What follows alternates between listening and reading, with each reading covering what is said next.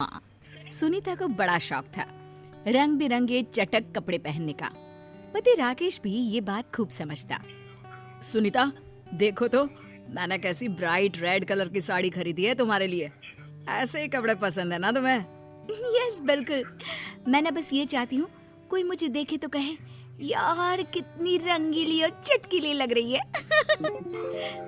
सुनीता की मासूमियत भरी बात सुनकर राकेश भी हंस देता है। तभी वहाँ उनकी बेटी पीहू आ जाती है। माँ, माँ मुझे भी दिला दो ना इस रंग की फ्रॉक। जरूर बेटा, लेकिन पहले मम्मी की तो अलमारी भर जाए, तब जाकर मेरे और आपके कपड़े आ पाएंगे। नहीं बेटा, कल मैं आपको लेकर चलूंगी मार्केट। वैसे भी राकेश, दिवाली आ रही है ना, और मुझे घर सजाना है। हाँ हाँ मैडम, मैं आपके शौक जानता हूँ। पूजा में तुम्हारा कितना मन लगता है। सच में सुनीता, तुम्हारे शौक पूरे होते रहे, मैं तो बस इसीलिए कमाता हूँ। कुछ दिनों बाद सुनीता राकेश को कहती है, सुनो ना, कल से मैंने सुंदरकांड का पाठ रखा है, हो सके तो छुट्टी ले लो ना ऑफिस से। मुमकिन नहीं है सुनीता, सबके इंक्रीमेंट का टाइम है। अब मैं हाफ डे ले लूंगा कुछ दिनों के लिए। सुनीता के घर आए दिन कोई ना कोई पूजा पाठ चलती ही रहती। फिर एक दिन पड़ोसन कहती है, अरे राकेश भैया, सुनीता कहाँ है? मेरी बेटी का संगीत है, उसे बुलाया था, अभी तक नहीं आई। उसके बिना तो मोहल्ले का हर फंक्शन अधूरा है। अरे भाभी, आप तो जानती हैं, जरा सा कोई काम हो तो मेरी सुनीता कितने श्रृंगार करती है। यहाँ तो बेटी का संगीत है। अरे देखिए, पार्लर तो नहीं निकल गई ना। दोनों हंसने लगते हैं कि वहाँ सुनीता आ जाती है, सर से पैर तक सजी धजी। सुनीता किसी दुल्हन से कम नहीं लग रही थी। अच्छी बात है, मेरे पीछे पड़ोसन से मिलकर मेरी बुराई कर रहे हो। सही कह रहे थे राकेश भैया आप, ये तो किसी पार्लर से ही तैयार होकर आ रही है। इतना तो मैंने भी मेकअप नहीं किया सुनीता। अरे चलो ना, मेरा शौक ही क्या है, बस गाना बजाना, सजना सवरना और पूजा पाठ। अब चलो, देर हो रही है ना। बन्ना बन्नी गाने के लिए तो मैंने कितने दिनों से तैयारी की है। अब सुनीता, जल्दी आ जाना, पीहू इंतजार करेगी। लेकिन जहाँ नाच गाने का कार्यक्रम हो, वहाँ से सुनीता को जल्दी कौन ला सकता है घर। पूरी शाम के बाद जब देर रात सुनीता घर पहुँचती है तो, माँ, पापा ने सारा खाना बनाया है और मैंने लगाया है, चलो खा लेते हैं। हाँ, मुझे ना वक्त का पता ही नहीं चला। कल सुबह सुबह जल्दी जाना भी है। वो क्या है ना, हल्दी का कार्यक्रम है। पीहू भी देख रही थी कि माँ कितनी शौकीन और खुश मिजाज औरत है, जिसकी खुशी ही छोटी छोटी बातों में है। राकेश भी सुनीता से बहुत प्यार करता। फिर दिवाली के दिन, क्या बात है सुनीता, घर तो ऐसे जगमगा रहा है जैसे राजा राम की वापसी उनके महल में नहीं, बल्कि हम लोगों के घर में ही है। और पता है, त्योहारों को अच्छे से मनाना चाहिए। भले ही ज्यादा पैसे खर्च ना करो, लेकिन साफ सफाई और सजावट बहुत जरूरी होती है। बढ़ चढ़कर मनाना चाहिए त्योहारों को। चलिए, आप ये नए कपड़े पहन लीजिए। अरे वाह सुनीता, क्या कॉम्बिनेशन है। मेरा कुर्ता, तुम्हारी साड़ी और पीहू की फ्रॉक, सब लाल। यस, लाल रंग शुभ और खुशी की निशानी है, इसीलिए तो ये मेरा फेवरेट रंग है। सब कुछ ठीक चल रहा था, लेकिन कहते हैं ना, अनहोनी कब आ जाए पता ही नहीं चलता। राकेश अचानक से किसी बीमारी का शिकार होता है और उसकी मृत्यु हो जाती है 1 महीने बाद। माँ कुछ तो खा लो, पापा के जाने के बाद से आपने कुछ भी ठीक से नहीं खाया। पीहू बेटा, मेरी तो सारी खुशी ही पापा से थी। वो नहीं रहे तो मैं भी जी कर क्या करूंगी।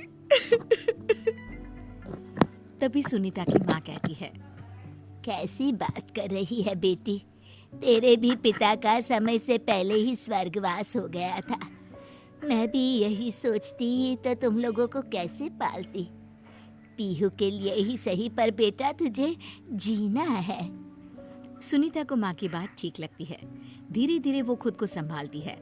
एक रोज सुनीता बाजार से सामान लेकर घर के पास ही थी कि मेरी बेटी की शादी का संगीत है, समझ में ही नहीं आ रहा कि किसे बुलाऊं जो अच्छा गाती हो। सुनीता, सुनीता को बुला ले, बहुत अच्छा गाना गाती है। हट, कुछ भी बोलती है। अरे पति नहीं है उसका, और तुझे तो पता है ना, बिना पति वाली औरतों को शुभ काम में नहीं बुलाया जाता। सुनीता जब ये बात सुनती है तो घर आकर रोने लगती है। क्या हो गया माँ, कोई बात है क्या? सुनीता बेटी के सामने खुद को संभालती है। नहीं बेटा, वो क्या है ना, अचानक पापा की याद आ गई। सुनीता धीरे धीरे खुद को घर के काम और पीहू की पढ़ाई में बिजी कर लेती है। एक रोज, अरे सुनीता, तेरे भाई की शादी है, लड़की इसी शहर की है। हम लोगों ने एक गेस्ट हाउस बुक किया है। अरे माँ, क्या जरूरत है, ये घर इतना बड़ा तो है। बेटा, मुझे तो कोई समस्या नहीं है, पर होने वाली बहू के घर वालों का कहना है कि बेटी विधवा है तो। तभी वहाँ पीहू आ जाती है। वो समझ जाती है कि मामला क्या है। नानी, क्या खाएंगी आप?